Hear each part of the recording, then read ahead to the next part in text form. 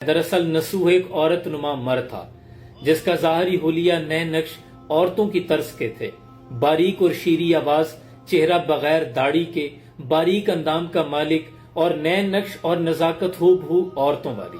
اس نے اپنے ظاہری اس جو عورتوں کی مثل اس کا چہرہ تھا اس سے فائدہ اٹھاتے ہوئے اس نے عورتوں کے ایک حمام کے اندر ملازمت اختیار کر رکھی تھی۔ عورتوں کو وہاں وہ مساج کیا کرتا تھا، لیکن دیکھنے والا کسی صورت بھی یہ شک نہیں کر سکتا تھا کہ یہ کوئی مرد ہے، وہ بالکل عورتوں کی مثل تھا۔ اب اس کام کو اس نے اپنا ذریعہ معاش بھی بنایا ہوا تھا اور اپنے نفس کی تسکین کے لیے وہ عورتوں کو مساج بھی کیا کرتا تھا۔ بارہا مرتبہ اس کے ضمیر نے اسے ملامت کی اور اس نے اللہ کے ڈر سے توبہ بھی کی، لیکن ہر بار وہ اپنی توبہ توڑ دیا کرتا تھا۔ لیکن ایک روز ایسا ہوا کہ بادشاہ وقت کی بیٹی شہزادی اسی حمام میں مساج کے لیے آ گئی۔ مساج کے دوران اس کی انگوٹھی کا یا ہار کا ایک ہیرا گم ہو گیا۔ اس نے اعلان کر دیا کہ اس حمام میں جتنے لوگ موجود ہیں ان تمام لوگوں کی تلاشی لی جائے۔ اب نسوح نے اپنے راز کو آشکار ہونے کے ڈر سے اپنے آپ کو ایک الماری کے اندر بند کر لیا۔ اسے تو اپنی فکر لاحق ہو گئی کہ آج تو میں نہیں بچ سکتا، آج میرا راز دنیا پہ آشکار ہو کے رہے گا۔ اور باہر آوازیں لگ رہی تھی کہ نسوح کہاں ہے، نسوح کو تلاش کرو۔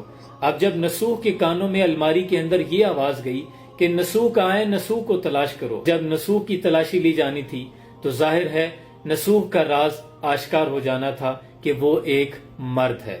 نسوح نے سچے دل کے ساتھ اپنے رب کو پکار لیا اور آنکھوں سے آنسو جاری ہو گئے کہ اے اللہ، آج میرا پردہ رکھ لے، میں صدقے دل سے توبہ کرتا ہوں کہ دوبارہ اس حمام میں اور اس طرح کے کسی کام میں دخل نہیں دوں گا۔ اور جب اس نے سچے دل سے توبہ کی، عشق تھا فتنہ گرو سرکش و چالاک میرا، آسمان چیر گیا نالہ بے باک میرا، یہاں اس کے صدقے دل سے توبہ کرنے کی دیر تھی کہ باہر سے کسی کنیز نے کہہ دیا کہ نسوح کو چھوڑ دو کہ شہزادی کا ہار یا وہ موتی مل گیا ہے۔ نسوح نے اللہ کا شکر ادا کیا اور اس روز جب وہ حمام سے اپنے گھر چلا گیا تو اگلے روز اس نے عہد کر لیا کہ دوبارہ اس حمام پہ میں نہیں جاؤں گا۔ لیکن جب وہ کچھ روز کے لیے حمام پہ نہ گیا تو شہر کی جو رئیسہ خاتون اس کے پاس آتی تھی، اس کی مستقل گاہک تھی، انہوں نے بار بار اس کو پیغام بھجوانے شروع کر دیے کہ تم ملازمت کے لیے، کام کے لیے، مساج کے لیے کیوں نہیں آتے؟ تو نسوح نے اپنے دل میں یہ گمان کیا کہ اگر میں مزید اس شہر میں اور رہا تو یقیناً میں دوبارہ اس توبہ کو توڑ دوں گا۔ نسوح نے یہ ارادہ کیا کہ وہ اس شہر کو چھوڑ کر کسی اور جگہ، کسی ویران بستی میں آباد ہو جائے جہاں اسے کوئی نہ جانتا ہو۔ نسوح نے ایسا ہی کیا، کسی دور ویرانے میں جا کر وہ آباد ہو گیا، زندگی گزارنے لگا۔ اب وہاں ایک روز اس نے ایک گائے کو دیکھا جو چرتی چرتی وہاں سے گزر رہی تھی، تو اس نے یہ سوچا کہ شاید یہ کسی ریوڑ سے کھو گئی ہے۔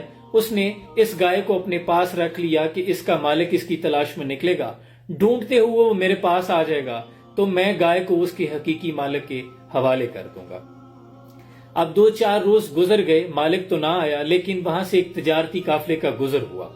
اس قافلے نے نسوح کو دیکھا تو پانی کی فرمائش کی کہ ہمیں پانی کی پیاس لگی ہے، پانی پلا دو۔ نسوح کے پاس پانی تو نہیں تھا، اس نے اسی گائے کا دودھ دھویا اور اس تجارتی قافلے والے جو افراد تھے ان کے سامنے پیش کر دیا۔ تجارتی قافلے کے لوگوں نے دودھ پیا اور خوش ہو کر انعام کے طور پہ کچھ رقم نسوح کو دے دی۔ نسوح نے تجارتی قافلے سے ملنے والی وہ رقم یہ سوچ کر کہ اس راستے میں بہت سے قافلے گزرتے ہیں، لوگوں کو پیاس لگتی ہوگی، اس نے اسی راستے پر ایک کنواں کھدوا دیا۔ اب آنے جانے والے تجارتی قافلے اسی راستے کی طرف آنے لگے، اس راستے پر آمد و رفت معمول سے زیادہ ہونے لگی۔ دیکھتے ہی دیکھتے نسوح کے گرد و نواح ایک بستی تعمیر ہونا شروع ہو گئی۔ آہستہ آہستہ لوگ وہاں مقیم ہونے لگے اور اس بستی کے تمام افراد نسوح کی دریا دلی اور اس کے اخلاق سے بڑے متاثر تھے۔ اس بستی میں نسوح کی بہت زیادہ عزت تھی، وہ اپنے ہر معاملے میں نسوح کو احساس برتری فیل کروایا کرتے تھے کہ تم ہمارے معتبر شخص ہو۔ اب آہستہ آہستہ جب وقت گزرتا گیا، نسوح کی اس دریا دلی اور نیک دلی کا شعرہ جب دور دراز علاقوں تک پہنچنے لگا اور چلتے چلتے بات بادشاہ کے دربار میں پہنچ گئی۔ جو بادشاہ وقت تھا اس کے وزیروں نے بتایا کہ یوں ایک نسوح قبیلے کا سردار ہے اور وہ بڑا دریا دل ہے، لوگوں کے ساتھ بڑا حسن سلوک کرتا ہے، بہت اچھا انسان ہے۔ بادشاہ نے نسوح سے ملاقات کی خواہش کا اظہار کر دیا۔ وزیروں سے کہا کہ نسوح کو پیغام بھیجو، میں اس سے ملنا چاہتا ہوں۔ لیکن نسوح نے یہ سوچ کر ملاقات سے انکار کر دیا کہ اگر میں بادشاہ سے ملا تو کہیں میرا راز آشکار نہ ہو جائے۔ تو بادشاہ نے جب انکار سنا تو اس کی بے نیازی سے اور متاثر ہوا کہ یہ کوئی بڑا شخص ہے، بڑے کردار کا مالک ہے، لہٰذا ہم خود اس کے پاس چلے جاتے ہیں۔ بادشاہ نے رخت سفر باندھا، نسوح کی طرف آ ہی رہا تھا کہ راستے میں خدا کی کرنی کہ اللہ نے ملک الموت کو حکم دیا کہ بادشاہ کی روح کو قبض کر لو۔ اب جب بادشاہ مر گیا تو وزیروں نے یہ سوچا کہ بادشاہ چونکہ نسوح کی بہت عزت کرتا تھا اور اس علاقے میں سب سے معتبر اب نسوح ہی ہے، لہٰذا اگلا بادشاہ ہمارا نسوح ہوگا۔ باہمی مشاورت کے ساتھ وزیروں نے نسوح کو تخت پہ بٹھا دیا۔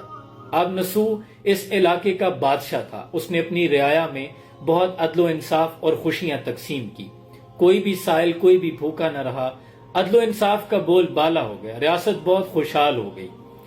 ایک دن اس کے دربار میں ایک اجنبی شخص آتا ہے اور آ کر کہتا ہے کہ بادشاہ سلامت، میری بھینس کھو گئی تھی۔ تو نسوح کہنے لگا کہ وہ تمہاری بھینس میرے پاس امانت رہی ہے اور میرے پاس آج جو کچھ بھی ہے تمہاری بھینس کی بدولت ہے، لہٰذا میں یہ اعلان کرتا ہوں کہ میرے سارے خزانے کے آدھے مالک آج سے تم ہو، میں یہ آدھا خزانہ تمہیں دیتا ہوں۔ تو اسی وقت وہ انسان اجنبی شخص کہنے لگا کہ میں اپنے رب کے حکم سے کلام کرتا ہوں کہ نہ تو وہ بھینس کوئی جانور تھی اور نہ میں انسان کوئی عام انسان ہوں، میں اللہ کا بھیجا گیا فرشتہ ہوں اور وہ جانور بھی اللہ کا ایک فرشتہ تھا۔ ہم دونوں فرشتے نسوح کی توبہ کو پرکھنے کے لیے آئے تھے، اور نسوح تمہیں مبارک ہو، تم اپنے امتحان میں کامیاب ہو گئے ہو، اللہ تم سے راضی ہو گیا ہے۔ قربان جاؤں کہ ایک وہ شخص نسوح جو حرام طریقے سے روزی کمایا کرتا تھا، حرام طریقے کے ساتھ اپنے نفس کی خواہش کو پورا کیا کرتا تھا، آج تخت پہ بیٹھا ہے اور بادشاہ ہے، آج اس کی شہزادیوں کے ساتھ شادی ہو چکی ہے اور وہ ایک علاقے کا بادشاہ ہے۔ یہ سچی سچی توبہ کرنے کا صلہ تھا جو اللہ نے نسوح کو دیا۔ اللہ کریم ہمیں بھی ایسی سچی اور سچی توبہ نصیب کرے جس کے بعد ہم دوبارہ کسی گناہ کی طرف مڑ کے بنا دیکھیں۔ اللہ ہمیں ایسی توبہ نصیب کرے اور پھر اس پر استقامت عطا فرمائے۔ اپنا بہت سا خیال رکھیے۔ سلام پہنچے۔